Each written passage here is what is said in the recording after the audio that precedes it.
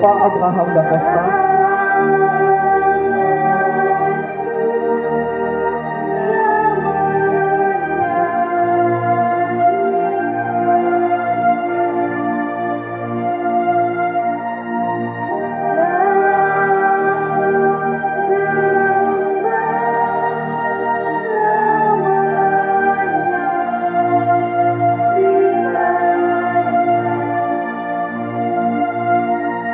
lalu Bapak Irgo Late,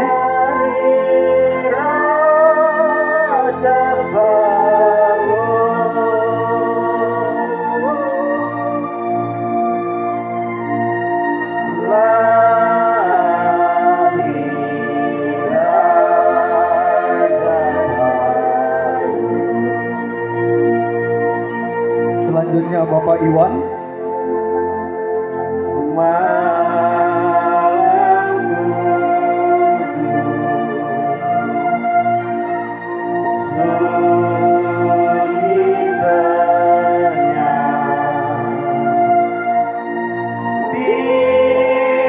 terakhir Bapak Dr. Kristo,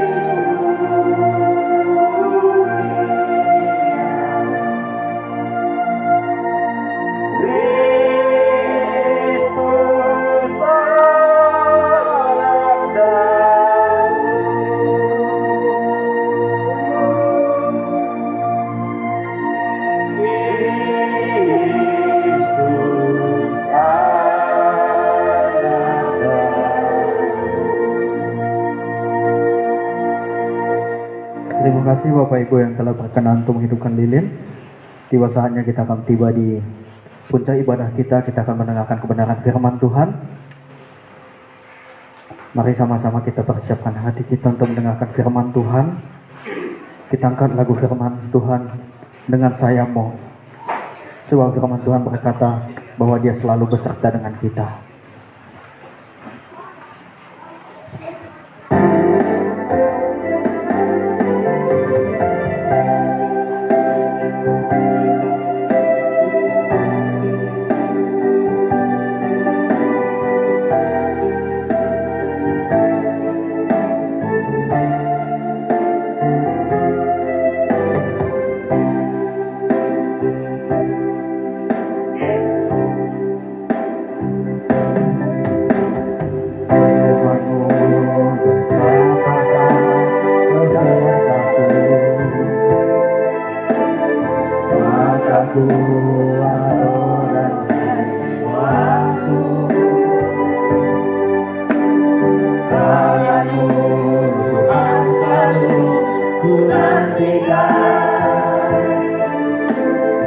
Di setiap langkahku percaya. Kalau kita katakan firman-Mu,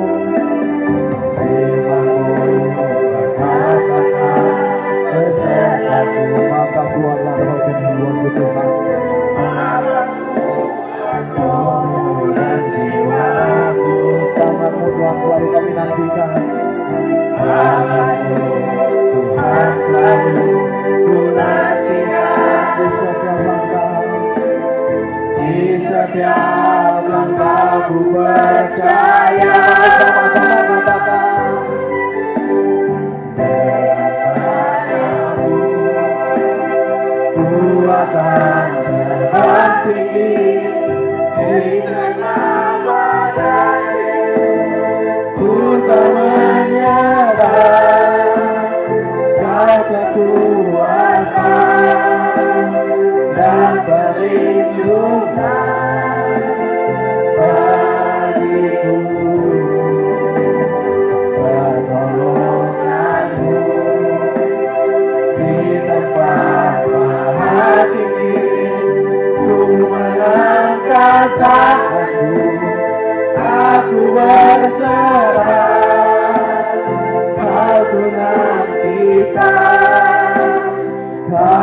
ku sembah, Yesusku, Rajaku. Mari kita kasih doanya sekali lagi dari awal kita katakan.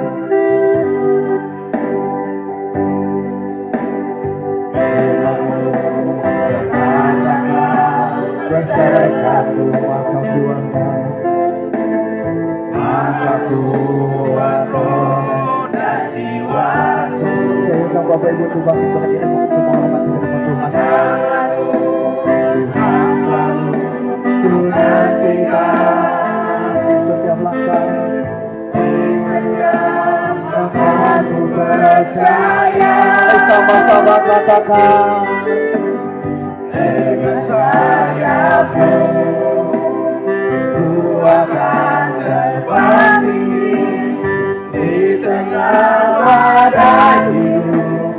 Ku tak menyerah, Kau kekuatan dan perlindungan bagiku. Katakan pertolonganmu.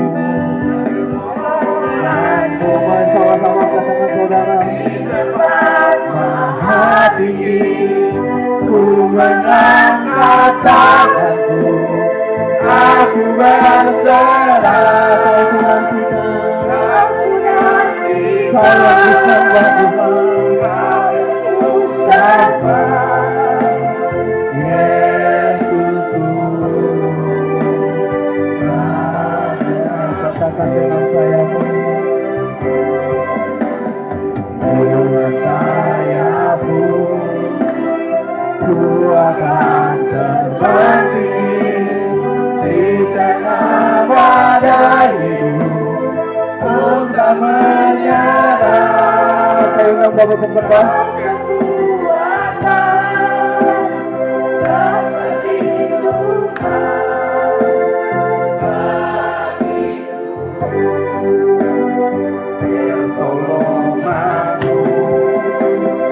Di tempat maha tinggi ku mengangkat tanganku, aku berserah.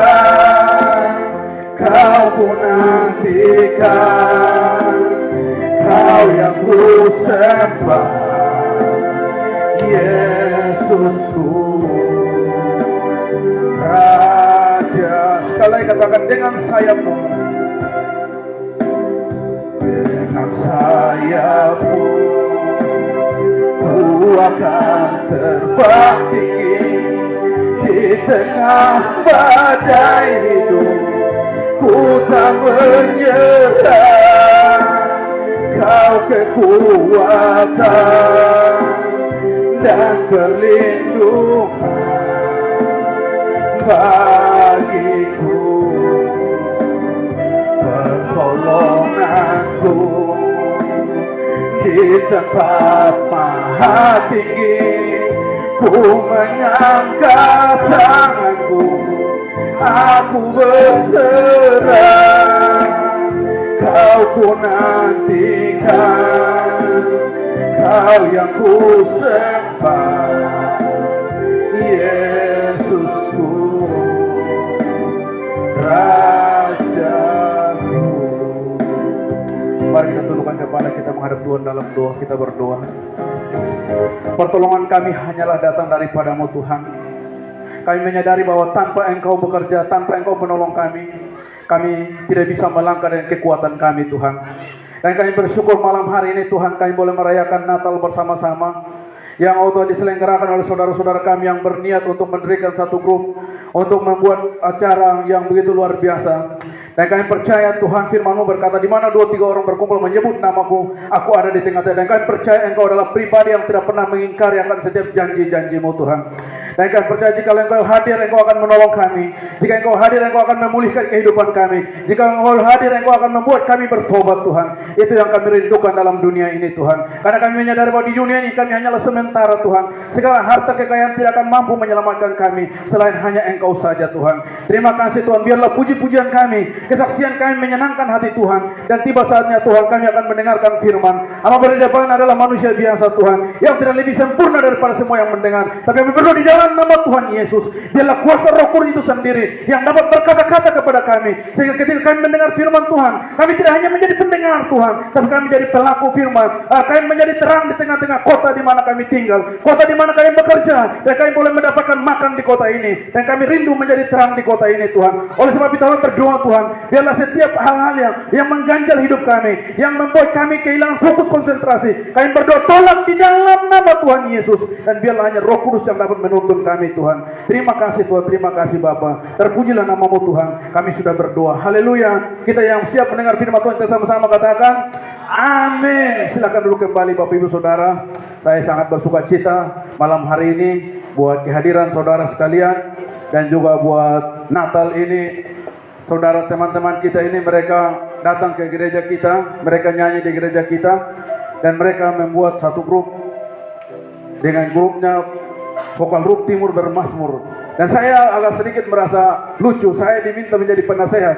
Apa yang mau kunasihatkan sama mereka ini? Saya tidak-tidaknya penasihatkan orang sudah tua, sudah mantap lah, kupikir gitu.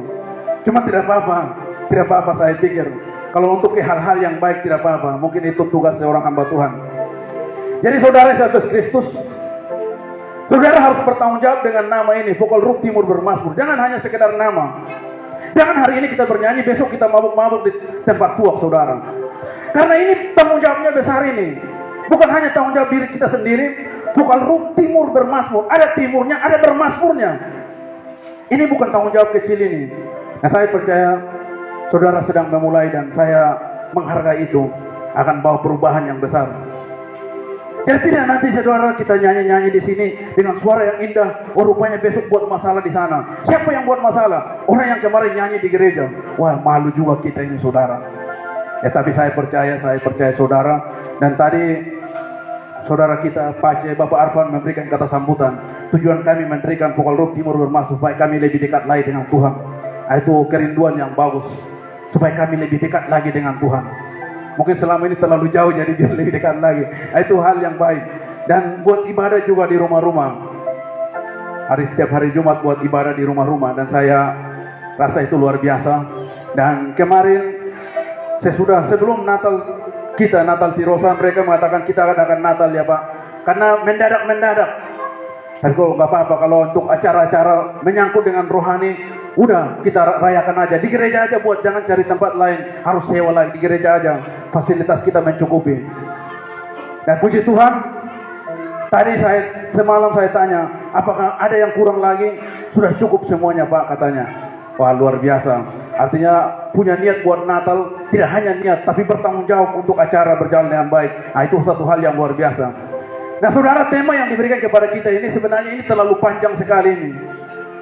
Hendaklah engkau setia sampai mati, dan aku akan mengaruniakan kepadamu mahkota kehidupan. Sehingga di liturgi kita itu saya singkatkan, hendaklah engkau setia sampai mati.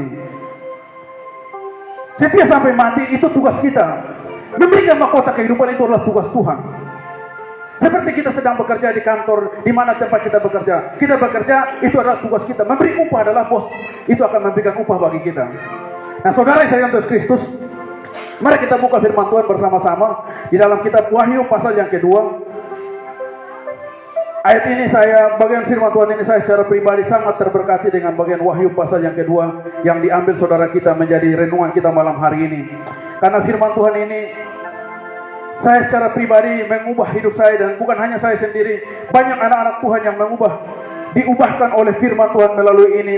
Pada waktu saya khotbahkan di Pulau Jawa, dan ada seorang ibu ini dia dari gereja GBDI. Ketika dia mendengar firman ini, dia membuat satu nasar yang besar. Dia mengatakan bahwa saya akan mencari sponsor untuk membantu hamba-hamba Tuhan yang sekolah pendeta, supaya mereka jangan bernasib seperti Jamie, katanya.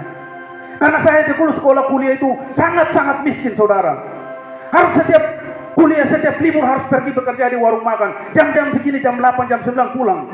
Ketika saya pulang ke asrama, teman-teman saya jalan-jalan ke Borobudur, jalan-jalan ke semua tempat wisata mereka jalan-jalan.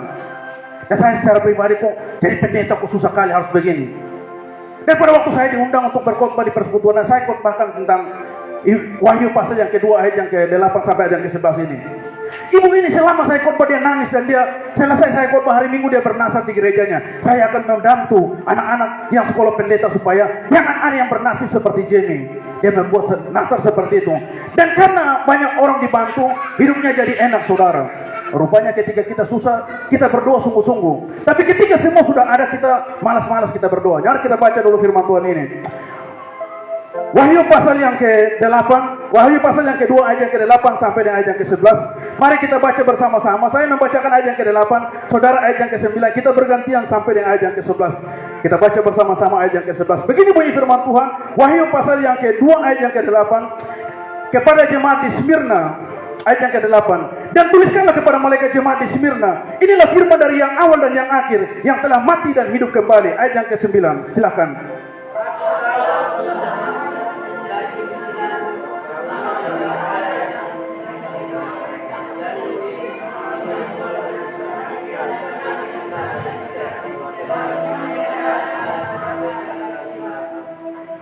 Janganlah takut terhadap apa yang harus engkau derita. Sesungguhnya iblis akan melemparkan beberapa orang dari antaramu ke dalam penjara supaya kamu dicobai dan kamu akan beroleh kesusahan selama 10 hari. Hendaklah engkau setia sampai mati dan aku akan mengaruniakan kepadamu mahkota kehidupan.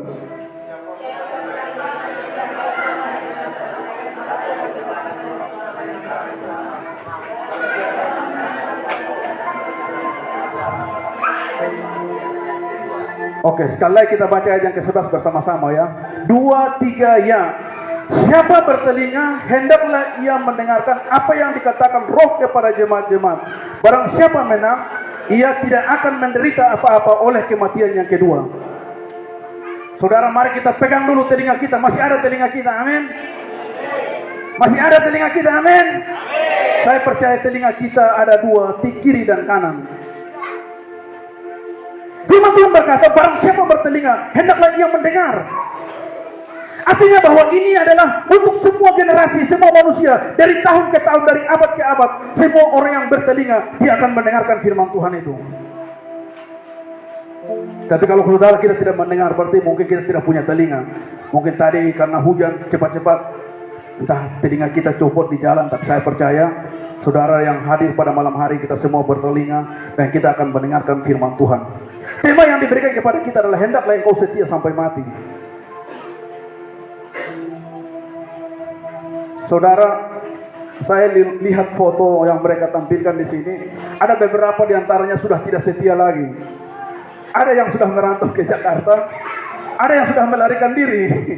Jadi foto yang mereka tampilkan di depan ini, ada yang sudah murtad. Murtad bukan berarti tinggalkan Tuhan Yesus ya. Ada yang sudah tidak lagi beribadah lagi.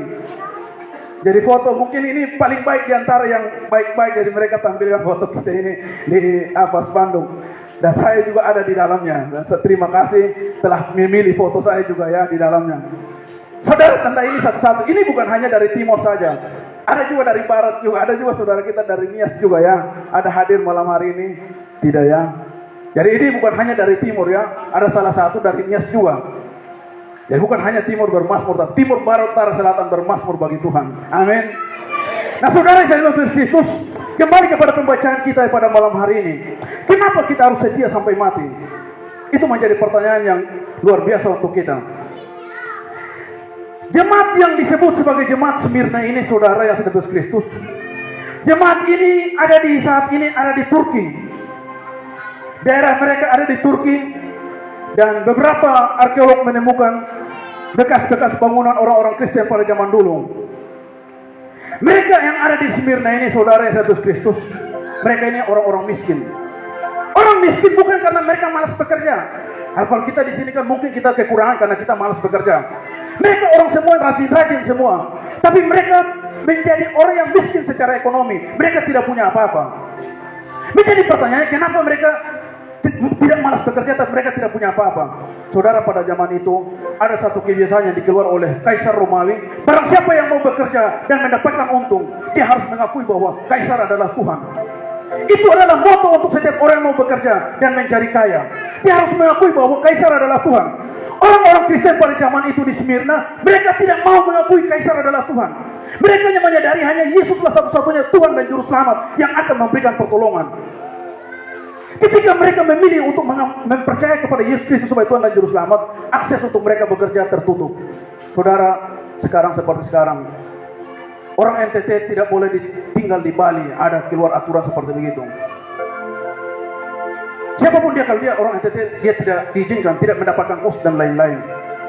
Itu kan karena kebodohan, bukan karena apa, bukan karena benci ras dan lain-lainnya. Itu kan karena kesalahan. Tapi ini mereka tidak ada salah sama sekali, orang-orang Smyrna ini. Hanya karena mereka percaya kepada Yesuslah, mereka disingkirkan, mereka dikucilkan dan lain-lainnya. Tapi kalau kamu mau kaya, kamu mau punya segala-galanya, kamu harus mengakui bahwa Kaisar adalah Tuhan. Itu bertentangan dengan hati mereka, nurani mereka, batin mereka. Karena mereka sudah tahu bahwa mereka telah bertemu dengan Tuhan, dan Tuhanlah yang memberikan pertolongan kepada mereka. Dan apa yang terjadi, saudara? Ketika mereka memilih untuk tidak mengakui Kaisar sebagai Tuhan, mereka menjadi orang yang miskin, tidak punya apa-apa. Smyrna ini dari kata mur. Mur itu artinya, saudara, artinya minyak wangi. Mur itu bukan mur yang ini ya, yang ada di sini ya. Mur itu artinya minyak wangi. Sehingga pada waktu Yesus lahir, orang-orang dari Timur Tengah datang membawa emas, kemenyan, dan mur. Mur itulah dibuat menjadi parfum yang wangi. Sehingga ada satu lagu dangdut, parfummu dari Paris, sepatumu dari Italia, katanya ada lagu seperti begitu. Jadi menurut cerita, dulu orang-orang di Smyrna itu sering mengekspor minyak ke Italia, ke Paris, dan itu menjadikan parfum yang wangi. Dan itu kita pakai 24 jam masih melekat harumnya. Ya, sekarang kan ada parfum seperti begitu. Ada yang sampai 2-3 hari pun masih melekat harumnya.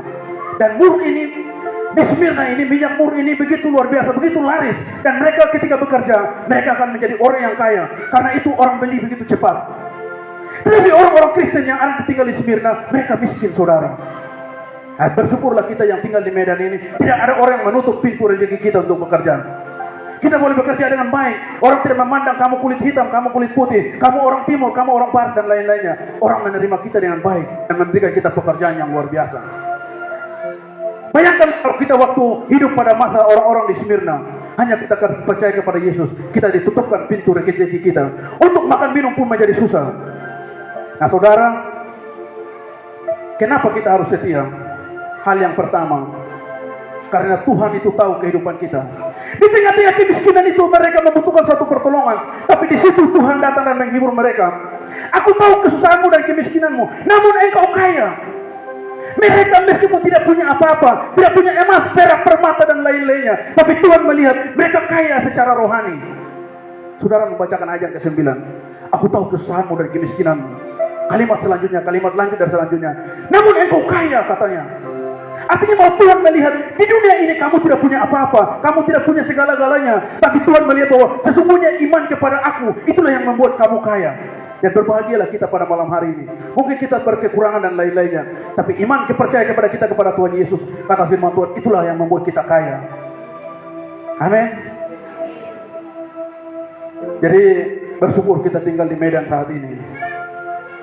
Andaikan kita tinggal di Smyrna pada waktu itu, mungkin ada di antara kita sudah bunuh diri. Karena pintu untuk bekerja tertutup semuanya. Hanya karena dia percaya kepada Tuhan. Hanya karena dia percaya kepada Yesus sebagai Tuhan dan Juru Selamat. Jadi kenapa kita harus setia sampai mati? Hal yang pertama, karena Tuhan tahu kehidupan kita. Tuhan tahu setiap langkah-langkah hidup kita. Tuhan tahu apa yang sedang kita kerjakan. Tuhan tahu saat ini kita sedang berkekurangan dan lain-lainnya. Hanya Tuhanlah satu-satunya pribadi yang paling mengerti, paling tahu. Kita sedang bernyanyi, Tuhan tahu. Di rumah kita pukul istri, Tuhan tahu. Di rumah kita pukul anak, Tuhan tahu. Di rumah kita, mungkin keluar kerja orang berselingkuh, Tuhan tahu, dan lain-lainnya. Mungkin istri tidak tahu, mungkin suami tidak tahu, tapi Tuhan tahu. Karena firman-Nya dikatakan dengan jelas, aku tahu. Kenapa dia tahu? Karena dia adalah Tuhan yang maha tahu. Dia adalah pribadi yang maha tahu. Tidak ada seorang pun yang seperti Tuhan. Kalau kita manusia kan sok tahu kau. Kamu tidak tahu, pura-pura tahu. Tapi saya percaya Tuhan mengetahui semuanya. Kitab Mazmur berkata, Allah Israel tidak pernah tertidur, matanya tidak pernah terlelap. Siang malam dia melihat kita. anakku hari Minggu dia bernyanyi mewakili grup vokal grup bermazmur. Hari Senin dia duduk di Pak Tuak di Pantai Bokeh, atau namanya apa, sambil dia berduduk di situ dan dia minum mabuk di situ. Aduh, Tuhan juga heran juga lihat anaknya ini. Kenapa hari Minggu dia bernyanyi? Hari Senin, Selasa, Rabu sampai Sabtu habiskan waktunya di sana. Itu saya tidak tahu, tapi mungkin Tuhan tahu. Nanti saya bilang sok tahu, nanti saudara, Pak Pendeta sok tahu ini. Dan saya percaya Tuhan itu tahu. Karena firman-Nya berkata, aku tahu. Apapun yang kita kerjakan, dia tahu. Saudara kita sedang sekolah, Tuhan tahu. Bukan orang tua yang sedang membutuhkan dana biaya untuk masa depannya. Saudara kita ini, dia dulu, dia masuk ke seberang. Saya bertemu dengan dia, kenapa kamu masuk ke seberang? Sedangkan saudara kamu penyanyi rohani yang begitu luar biasa. Dia bilang, tunggu bapak angkat saya meninggal baru saya datang. Sampai sekarang tidak meninggal. Itu Tuhan tidak bisa tergantung kepada perasaan kita. Perasaan enak aku datang, perasaan tidak enak aku nggak mau datang. Tidak bisa seperti itu. Tidak bisa bertimbang-timbang seperti begitu. Sekali ikut Tuhan sampai mati, itulah tema kita. Hendaklah engkau setia sampai mati. Ada di antara kita ada yang dulu aku penyanyi di gereja, dulu aku singer song leader di gereja, tapi sekarang tidak lagi. Dulu aku punya pengalaman yang luar biasa Pak Pendeta, tapi sekarang tidak lagi. Ya saudara Yesus Kristus, mungkin saya kurang tahu, tapi saya percaya Tuhan tahu. Kenapa kita setia sampai mati? Karena Tuhan tahu kehidupan kita. Apa yang sedang kita butuhkan Tuhan tahu.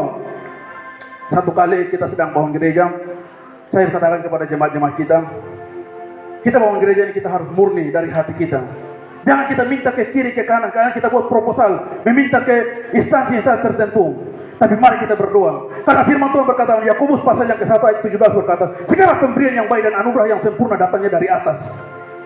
Artinya dari atas Tuhan bisa pakai siapa saja. Dan satu kali pas di tengah-tengah sini. Di sini ini belum atap dan ini tenda. Kami membutuhkan semen 1 sak.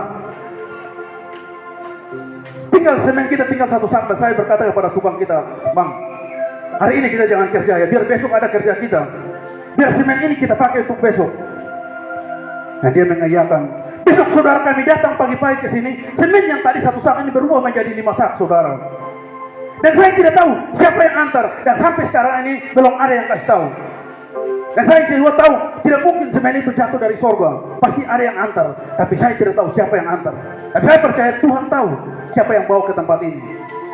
Satu kali saudara, saya pergi ke depan, di depan konter, karena kami butuh cor tiang ini, kami membutuhkan semen 3 sak lagi. Saya berdiri di depan konter dan tukang konternya tanya, Bang, ngapain Bang? Saya sambil pegang HP otak-atik, padahal tidak ada pesan masuk, saya otak-atik HP ini. Karena saya mau gade HP saya secara pribadi malu juga. Nanti karena dia kenal saya, nanti pendeta kok gade-gade HP. Mungkin nanti jadi cerita kemana-mana kan. Oh pendeta yang di sana itu gade-gade HP dia di sini. Secara pribadi saya malu juga. Tapi udahlah, mau bagaimana lagi. Terakhir saya scroll turun untuk matikan datanya. Tiba-tiba ada saudara kita telepon, dia orang Batak. Dia telepon dan dia berkata kepada saya, Pak, nanti sore kami datang ke tempat bangunan gereja ya. Ya saya bilang, oke silahkan datang. Tapi kalau nanti kalau sore datang, telepon nomor saya tidak aktif, datang saja. Pasti kami di bangunan gereja. Ya, kenapa tidak aktif? Karena saya sedang di konter, saya mau gade HP saya beli semen. Dan dia langsung berkata, jangan Pak, kami mau datang untuk mengantar semen itu. Dan saudara yang saya Yesus Kristus, itulah bagian dari Tuhan itu paling tahu. Tuhan itu paling tahu segala-galanya. Apapun yang kita butuhkan, Tuhan tahu. Sehingga kenapa kita harus setia sampai mati? Yang pertama karena Tuhan tahu kehidupan kita. Saya selalu dengan saudara saya, Bapak Nora ini, dia bekerja keluar hari Senin, pulang hari Sabtu. Hanya untuk kebutuhan keluarga yang dia bekerja seperti begitu. Dia harus tinggalkan istrinya yang sedang hamil. Mungkin bisa tiba-tiba istrinya membutuhkan dia, tapi hanya karena pekerjaan dia harus keluar tinggalkan istrinya. Dan saya percaya Tuhan tahu semuanya, dan Tuhan akan melakukan yang terbaik. Dan saya juga selalu berdoa supaya tiba waktunya boleh bersalin dengan baik. Ya saudara Yesus Kristus, mungkin hari ini kita duduk di tempat ini dan kita mengatakan, aku pergumulanku seperti ini, tidak ada orang yang peduli lagi dengan aku. Tapi percaya bahwa Tuhan tahu kehidupan kita. Itulah yang Tuhan firmankan kepada orang-orang di Smyrna. Aku tahu kesusahanmu dan kemiskinanmu, namun engkau kaya. Jadi biarlah kita menjadi orang yang kaya di dalam Tuhan. Jadi saya tadi saudara-saudara kita yang bernyanyi ini, saya berharap menjadi orang-orang yang kaya di dalam Tuhan. Kaya di dalam iman saudara. Itu harapan kita. Mungkin di dunia ini kita tidak punya mobil yang mewah, mungkin tidak bisa dibandingkan orang-orang lain, tapi biarlah kita kaya di dalam imannya. Itu yang Tuhan lihat dari kehidupan kita.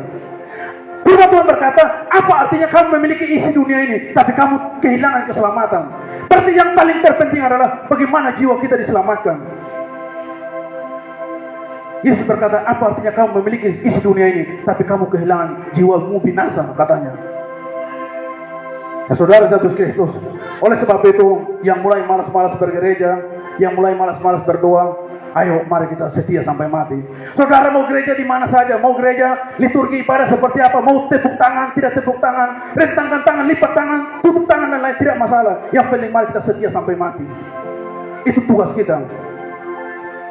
Nah yang kedua, saudara Yesus Kristus, yang kedua, kenapa kita harus setia sampai mati? Dan Tuhan itu sedang memproses kehidupan kita. Ayat yang ke-10 dikatakan, jangan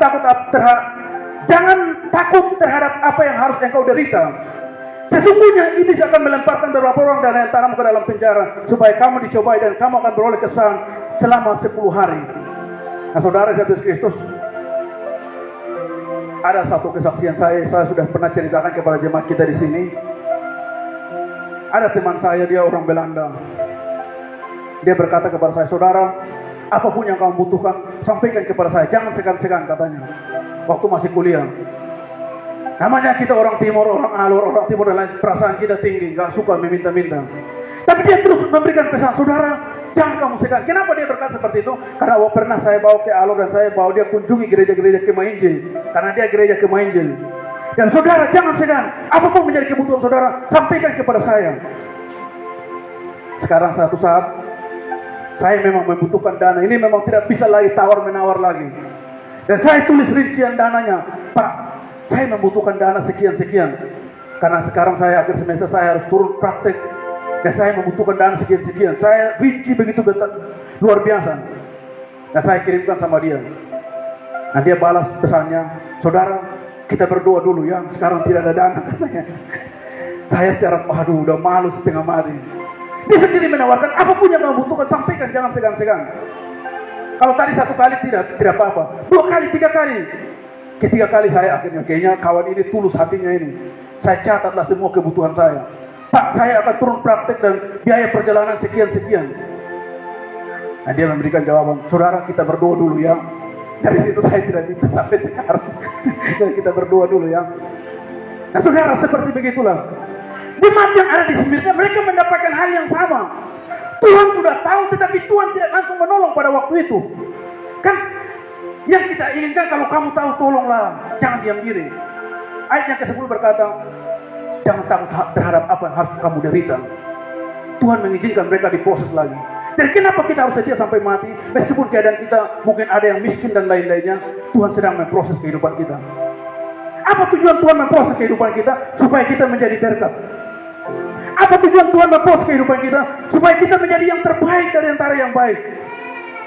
Saudara, kalau saudara mungkin membaca kitab Yusuf itu sedih sekali. Yusuf dalam Alkitab ya, bukan Yusuf yang di sini ya. Yusuf dalam Alkitab. Ya Yusuf dalam Alkitab ini saudara Yesus Kristus. Dia sudah punya mimpi bahwa dia akan menjadi Perdana Menteri. Dia akan menjadi orang yang besar. Tapi berjalannya waktu dia bersama saudara-saudara yang dibuanglah dia ke sumur. Diambil lagi, dijual lah ke Mesir. Sampai di Mesir difitnah lagi. Difitnah sebagai orang yang melecehkan istri Potifar. Dipenjarakan lagi. Dalam penjara dia secara manusia jadi sudah putus asa. Dia berkata kepada juru minum yang dia tolong, "Jikalau kamu sudah selamat, tolong ingatkan aku." Rupanya dia orang yang dia tolong keluar, dia tidak ingat-ingat lagi. Akhirnya Yusuf ini di dalam terus. Sampai Raja Mesir itu bermimpi, barulah orang ingat dia. Dan apa yang terjadi? Ketika dia menafsirkan mimpi itu, seketika dia diangkat menjadi orang nomor 2 di Mesir. Artinya tujuan Tuhan memproses kita pasti ada maksud dan tujuannya. Kita bangun gereja ini saudara, banyak sekali masalah yang kita hadapi. Tapi saya selalu katakan kepada jemaat kita, mari tetap semangat. Karena pada waktu kami membentuk panitia, karena dana kita tinggal 600.000, ketua panitia, "Pak, kalau begini aku mengundurkan diri ya." "Oke, nggak apa-apa. Tapi datang gereja ya bang." Rupanya nggak datang gereja juga. Saya bilang kita bangun gereja, jangan kita buat proposal dan lain-lainnya. Dana kita berapa? Rupanya karena kami ada kehilangan uang, dana kita tinggal 600.000. Dia WA saya secara pribadi, Pak, aku mengundurkan diri jadi ketua panitia ya. Oh tidak apa-apa. Dan saya bersyukur datang saudara-saudara begitu luar biasa. Mereka menolong. Kami bersama-sama pergi ke pantai, kumpul batu pasir. Waktu 2 minggu itu batu sudah 2 red, pasir sudah 2 red. Dalam seketika itu datang. Sekarang mau kerja bagaimana upah tukangnya? Kami telepon ke alur saudara saya, dia bilang, oke saya siap datang untuk kerja gereja. Oke datang, kami kerja bersama-sama. Saudara saya salah satunya, dia tinggal di Tanjung Morawa saudara. Tapi mereka karena kerja dengan Om Sintos di belakang, mereka sering terkadang tukar-tukar kesempatan. Kalau dia masuk pagi, sore dia lari datang untuk bantu-bantu sedikit. Dan juga teman-teman yang lain, Bapak Nora, Bapak Joya, setiap hari Minggu mereka datang rame-rame kami gotong royong. Dan jemaat-jemaat Tuhan juga begitu luar biasa, mereka tetap setia meskipun satu persatu berkurang. Saya selalu mengatakan, percayalah sebelum masuk 2025 kita akan pakai Natal. Itu masih fondasi, saya sudah mengatakan seperti itu. Sedangkan bagaimana nanti Natal, sedangkan baru fondasi, bagaimana dana biaya kita. Secara manusia saya juga tidak ada bunyi juga. Bagaimana mau sampai, tapi selalu kuat, percaya sebelum Desember kita harus pakai Natal. Sebelum tahun baru kita akan pakai Natal gereja kita. Dan Tuhan kabulkan itu saudara. Terkadang Tuhan harus memproses kehidupan kita. Mungkin di antara kita di tempat ini ada yang sedang diproses oleh Tuhan. Mungkin di dalam pekerjaan sedang bermasalah, dalam keluarga sedang bermasalah, mungkin sedang diproses oleh Tuhan. Tuhan tahu, tetapi Tuhan mengizinkan diproses.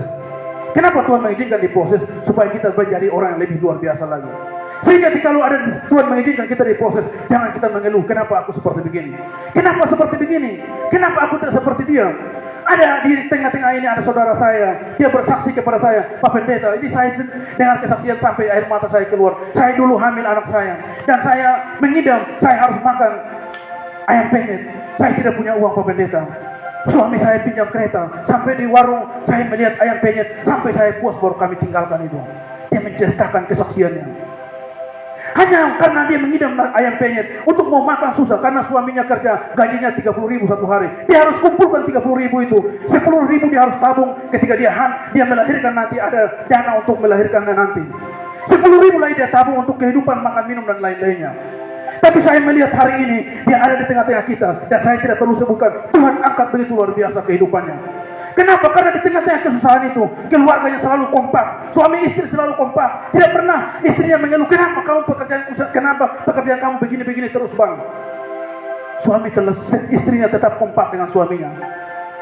Ada di antara kita yang ketika masalah datang menyalahkan istrinya, ini gara-gara kamu rezeki kita tertutup.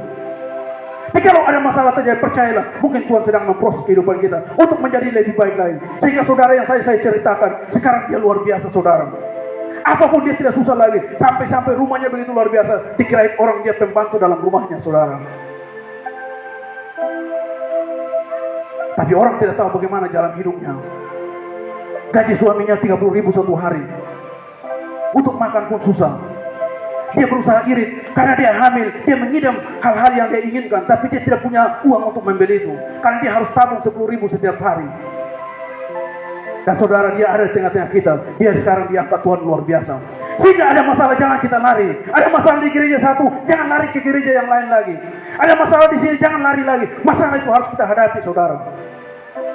Jatuh di mana kita harus bangkit di situ. Karena Tuhan sedang memproses kehidupan kita. Itu yang kedua. Dan yang ketiga, yang terakhir. Kenapa kita harus setia sampai mati? Yang terakhir, karena Tuhan akan menyediakan mahkota kehidupan bagi kita. Mahkota kehidupan ini Tuhan akan memberikan kepada orang yang setia sampai mati. Ada Bapak Wahyu di sini ya. Bapak Wahyu membacakan kitab Wahyu untuk kita, tapi Bapak Wahyu tidak datang. Bapak Wahyu tidak hadir ya. Satu orang membacakan untuk kita. Kita ganti, ada yang nama Yakobus di sini. Bapak Wahyu ada, silahkan Pak baca untuk kita dulu. Ini Bapak Wahyu, dia harus membacakan kitab Wahyu untuk kita ini. Silahkan Pak bacakan ayat yang ke-10 ini untuk kita Pak. Wahyu pasal yang, supaya saudara terhibur sedikit dulu. Bapak Wahyu baca untuk kita. Wahyu pasal yang kedua ayat yang ke-10. Wahyu pasal yang kedua, ini Bapak Wahyu. Bapak Wahyu akan membacakan kitab Wahyu untuk kita. Wahyu 2 ayat yang ke-10. Ayat yang ke-10.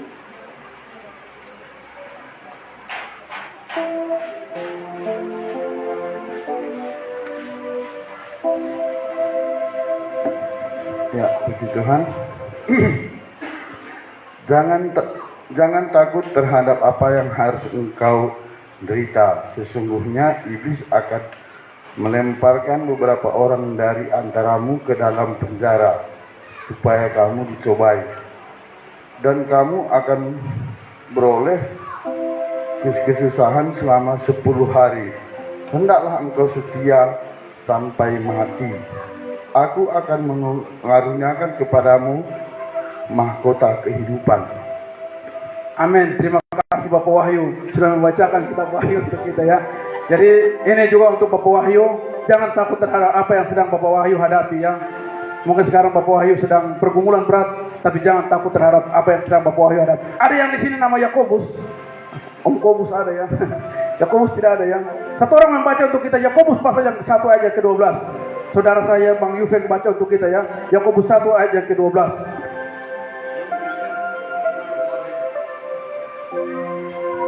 Yakobus 1 ayat 12, berbahagialah orang yang bertahan dalam pencobaan, sebab apabila ia sudah tahan uji, ia akan menerima mahkota kehidupan yang dijanjikan Allah kepada barang siapa yang mengasihi dia.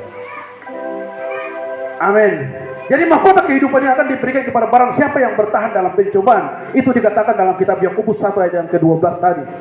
Berbahagialah orang yang bertahan dalam pencobaan. Apabila ia tahan uji, maka Allah akan mengaruniakan kepadanya mahkota kehidupan. Jadi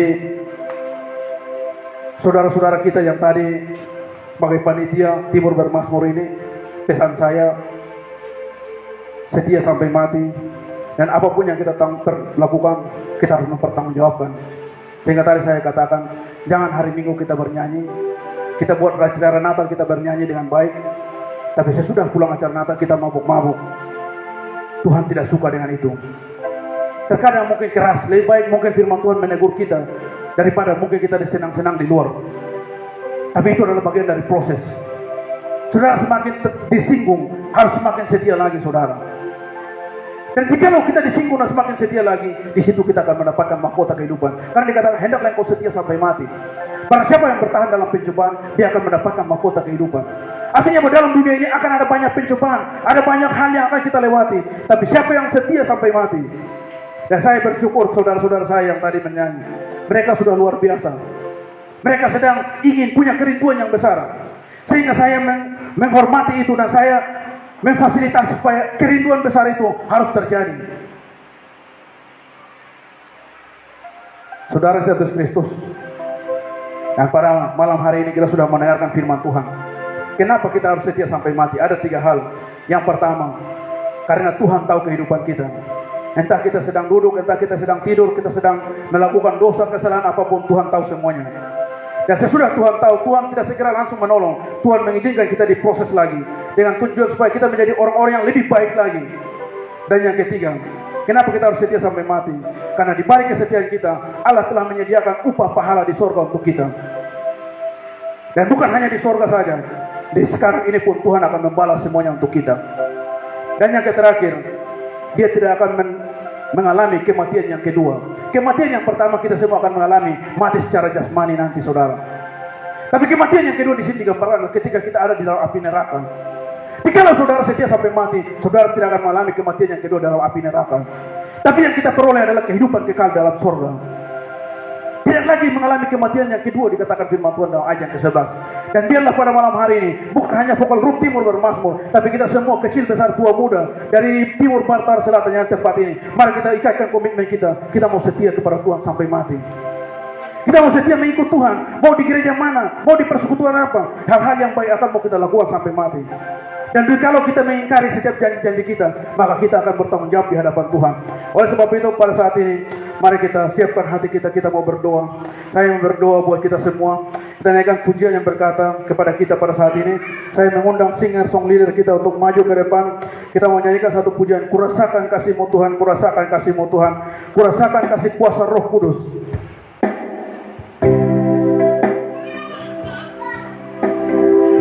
Kurasakan kasih-Mu Tuhan, kurasakan kasih-Mu Tuhan.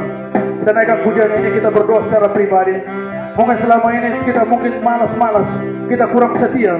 Saat ini mari kita ikatkan janji kita kepada Tuhan. pada malam hari ini. Saya percaya Tuhan ada di tempat ini. Dia akan menjamah setiap hati kita. Dia akan di tempat ini, dia akan menyentuh setiap hati kita.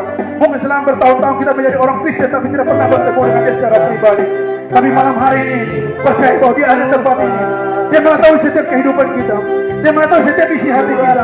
Dia mengetahui setiap apa yang sedang kita lakukan. Terima kasih Tuhan, terima kasih Bapa. Ku rasakan kasih kuasa Roh Kudus. Ku rasakan kehadiran. Sekali lagi ku rasakan kasih-Mu Tuhan. Ku rasakan kasih-Mu Tuhan. Ku rasakan kuasa-Mu Tuhan. Ku rasakan kasih kuasa Roh Kudus. Ku rasakan kehadiran. Curahkanlah kuasa-Mu. Curahkanlah kuasa-Mu Tuhan. Mujizat terjadi di tempat ini. Amin. Curahkanlah. Curahkanlah kuasa-Mu Tuhan. Mujizat terjadi sekarang ini.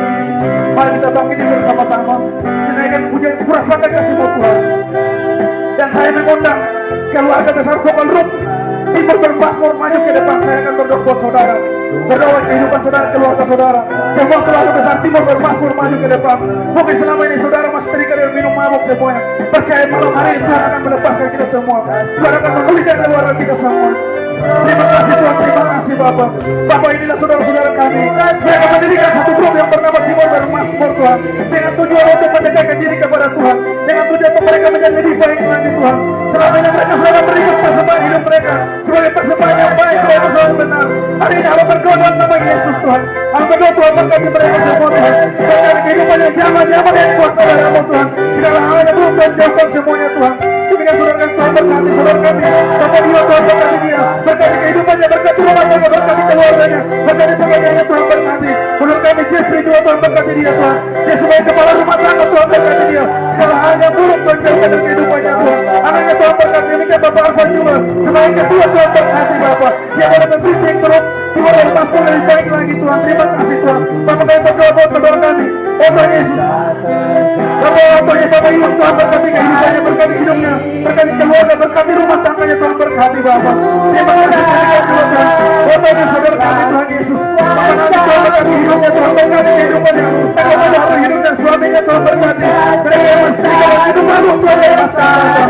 Bapak Arfan juga Tuhan berkati Tuhan. Mungkin banyak hal yang membuat dia susah, banyak hal yang membuat dia putus asa Tuhan.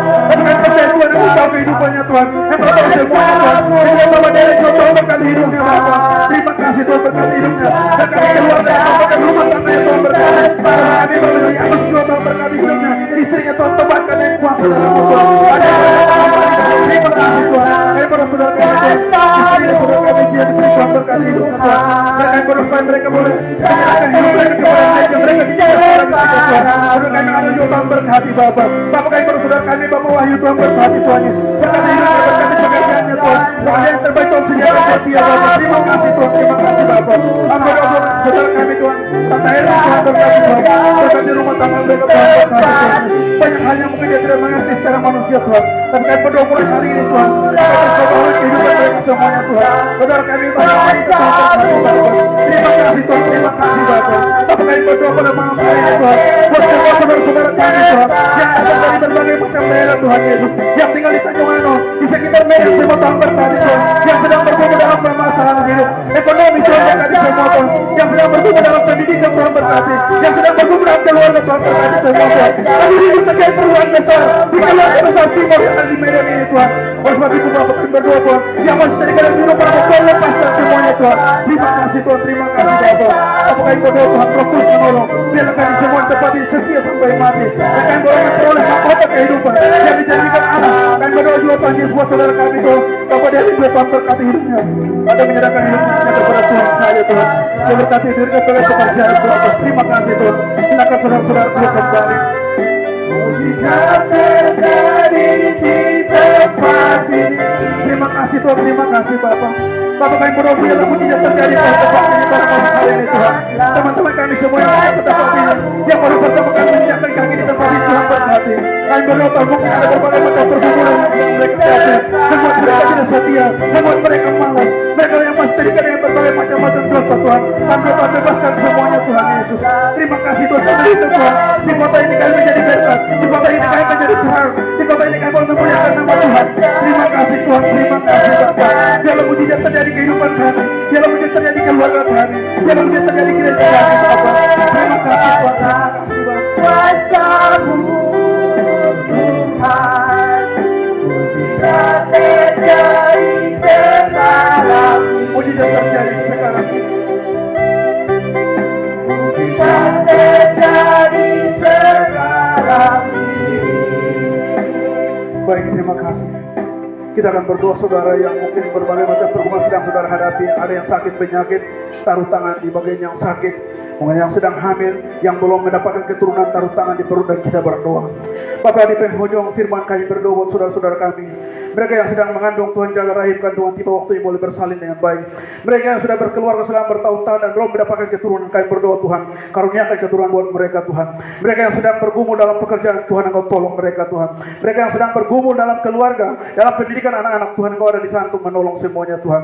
Terima kasih Tuhan, terima kasih Bapak. Hamba terbatas menyampaikan firman-Mu Tuhan. Hamba berdoa, biarlah Roh Kudus terus menerangi setiap hati kami, untuk kami boleh ditaburi dengan firman setiap saat Bapak. Terima kasih Tuhan. Berkati teman-teman kami, saudara-saudara kami yang membuat grup Timur Bermasmur ini, kami berdoa supaya mereka terus mempersembahkan hidup mereka, talenta-talenta mereka untuk memuji dan memuliakan nama-Mu Tuhan. Terima kasih Tuhan, terima kasih Bapak. Terpujilah nama-Mu Tuhan. Di dalam nama Tuhan Yesus kami mengucap syukur dan kami berdoa. Kita yang percaya kita sama-sama katakan amin. Silakan dulu kembali saudara. Sebelum saya kembalikan kepada MC, saya mengundang nanti Pak Dr. Kristo untuk menyanyikan pujian. Baru kita akan kembali kepada MC untuk masuk dalam persembahan kita. Bapak Arfan matikan dulu bluetoothnya, nanti dokter menyanyi.